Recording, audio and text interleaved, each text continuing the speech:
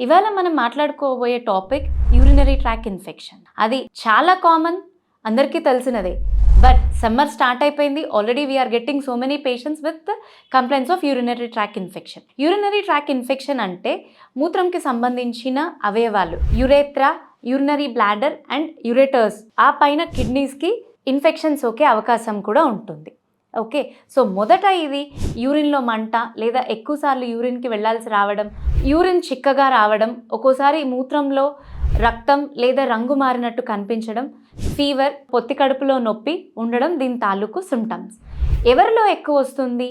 Compare to men, ఆడవాళ్ళల్లో urinary tract infection వచ్చే అవకాశం ఎక్కువ ఉంటుంది. ఎందుకు అంటే urethra size is less in women compare to men. So diabetes, immunosuppressant drugs అలాంటివి వాడుతున్న వాళ్ళకి ఎక్కువగా వచ్చే అవకాశం ఉంటుంది.